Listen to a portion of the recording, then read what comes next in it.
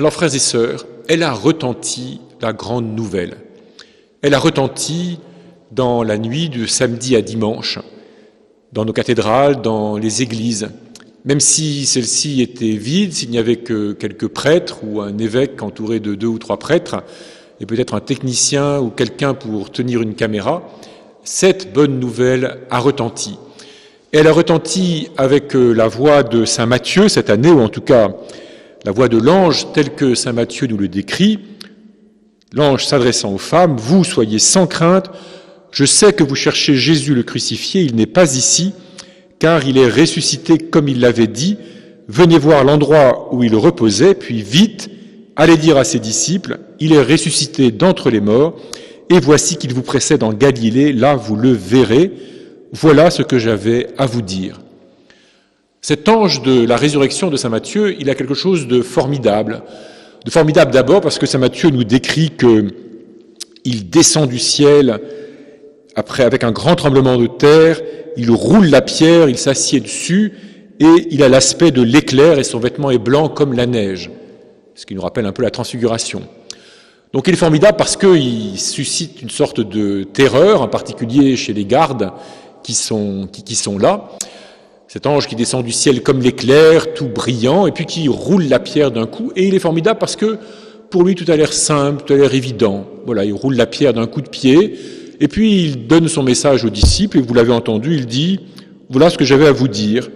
Hop, il a rempli sa mission, et il s'en va. Pour lui, c'est de la résurrection, en quelque sorte, c'est de l'ordre de l'évidence. Ça n'est pas forcément pour nous. Mais nous sentons bien dans la manière dont saint Matthieu met en scène cet ange que parler de la résurrection, ce n'est pas si aisé. Comment dire ce qui est indicible? Comment dire ce qui n'entre plus dans le cadre de l'histoire des hommes? Comment dire qu'un homme qui a été mis à mort en public et de manière extrêmement méthodique, donc qui est mort et enterré, et sur lequel on a roulé une grosse pierre, comment dire qu'il est sorti, qu'il est vainqueur de la mort, et non pas simplement ressuscité pour quelques jours, quelques mois, quelques années, comme Lazare, mais qu'il est vainqueur de la mort, non pas pour lui seulement, mais pour tous, qu'il ouvre une porte qui ne se refermera pas, de même que la pierre du tombeau qui a été roulée, elle ne se refermera pas. Le tombeau est vidé et il l'est définitivement. Comment dire cela ?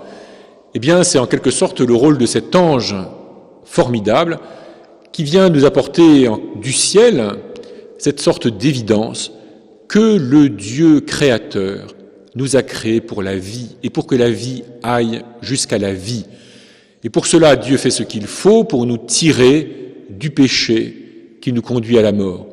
Du péché qui fait que nos cœurs, nos libertés sont nécrosées, qui fait que nos cœurs, nos libertés sont repliées sur elles-mêmes, qui fait que, au lieu de vivre en communion les uns avec les autres, nous nous méfions, nous avons peur, nous avons toujours peur de manquer, nous développons toutes sortes de stratégies pour assurer notre existence, parce que le péché fait que nous peinons à recevoir l'existence comme un don bienveillant, un don paternel de Dieu.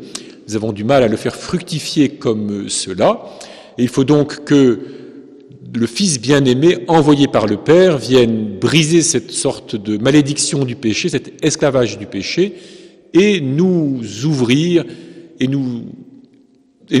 à l'espérance, encore une fois, que la vie mène à la vie plus que vivante, la vie pour toujours, la vie où nous nous rendrons tous les uns et les autres plus vivants en Dieu éternellement, dans un échange, dans une communion qui sera une participation à l'échange, à la communion éternelle de la Trinité.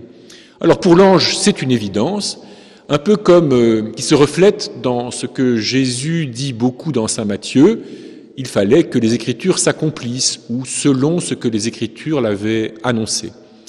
La résurrection vient comme une surprise, une incroyable, inimaginable surprise, mais en même temps, à sa lumière, toute l'histoire d'Israël prend sa cohérence, et en fait toute l'histoire de l'humanité prend sa cohérence. Nous sommes faits pour la vie en Dieu, et même si nous résistons, même si nous peinons à y adhérer, même si nous peinons à nous laisser faire et entraîner, il y a là une sorte d'évidence qui nous appelle tous, et à partir de laquelle nous pouvons reprendre notre existence. Alors frères et sœurs, en ce jour de Pâques un peu spécial, puisque au lieu de nous rassembler pour célébrer ensemble la joie pascale, au lieu de vivre ensemble ces grandes liturgies qui déploient en nous cette victoire du Christ et qui nous permettent d'y entrer avec non seulement notre intelligence, mais aussi avec notre cœur, notre corps, notre esprit, au lieu de pouvoir contempler les catéchumènes, être plongés dans l'eau baptismale et en sortir renouvelés et recevoir d'eux la grâce d'être rajeunis nous-mêmes dans la force et la joie de notre baptême, nous sommes chacun, vous êtes chacun confinés. Et nous autres, évêques et prêtres, nous célébrons, nous avons célébré tout seuls, mais nous l'avons fait en vous portant tous. Parfois, grâce aux moyens de diffusion d'aujourd'hui, nous avons pu être reliés avec tous ceux qui ont bien voulu se relier à nous. Vous avez pu suivre peut-être la Vigile pascale ou la messe de Pâques, ou vous suivrez la Vigile pascale et la messe de Pâques grâce à la radio ou grâce à la télévision KTO ou grâce à France 2 au jour du Seigneur. Il y a différents moyens aujourd'hui, grâce à Dieu, pour vivre tout cela. Mais malgré tout, cette fête pascale, elle a un caractère un peu spécial et elle porte une douleur particulière qui est que vous ne pouvez pas communier sacramentellement. La communion pascale a pendant des siècles été comme le pôle de la vie pastorale dans notre Église, en tout cas latine, catholique latine. Tout était organisé en vue de rendre possible, d'une certaine façon, cette communion pascale. Le carême était un temps de préparation qui permettait de mettre sa vie en ordre suffisamment pour pouvoir communier au moins le jour de Pâques à peu près décemment, disons, et j'espère un peu plus, alors que cette année, vous ne pourrez pas communier sacramentellement. Et c'est une vraie douleur. Nous autres, évêques et prêtres qui célébrons et qui communions, nous le faisons pour vous, en vous portant. La communion du prêtre, qui est nécessaire en quelque sorte, si je dois parler en termes un peu techniques, à la validité du sacrifice de la messe, elle est nécessaire parce que le prêtre communie en portant ou au nom de la totalité de l'Église qui adhère au Christ. Parce que le Christ n'est pas mort en vain, le Christ est mort en suscitant l'Église, capable d'adhérer à son œuvre, capable de se laisser entraîner par lui vers la sainteté, capable de changer d'horizon en n'ayant pas comme horizon la mort et le néant, mais en ayant comme horizon la communion avec Dieu et avec tous. La communion du prêtre symbolise cette adhésion de la totalité de l'Église. Elle est nécessaire, cette communion, sacramentelle, pour nous tous, pour nous laisser, parce qu'elle nous intègre davantage dans le corps du Christ, elle nourrit en nous le fait que nous sommes des membres vivants du corps du Christ, portant quelque chose de la bonté de notre tête, de sa charité à travers nos actes.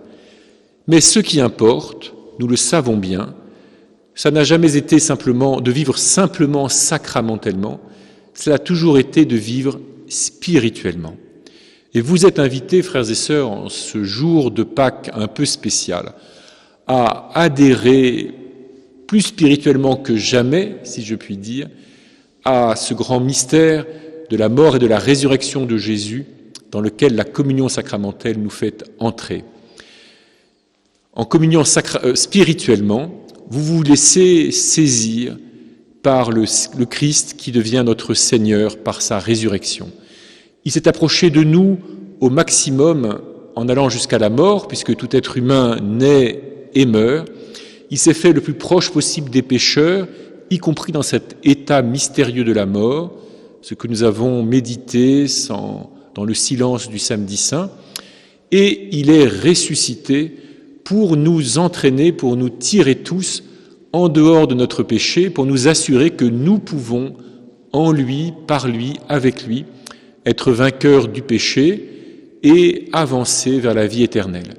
Surtout, dans sa résurrection, il nous assure que tout petit mouvement que nous faisons, tout petit pas que nous faisons dans l'ordre de la foi, de l'espérance et de la charité Tout geste, tout acte que nous posons qui nous fait sortir de l'enfermement sur nous-mêmes, de la peur de manquer, de la méfiance des autres, et qui nous met sur la voie du don de nous-mêmes, du décentrement, de l'acceptation des autres ou de la réception, de l'accueil des autres tels qu'ils sont et en nous réjouissant de ce qu'ils nous apportent et sans leur reprocher ce qu'ils ne nous donnent pas.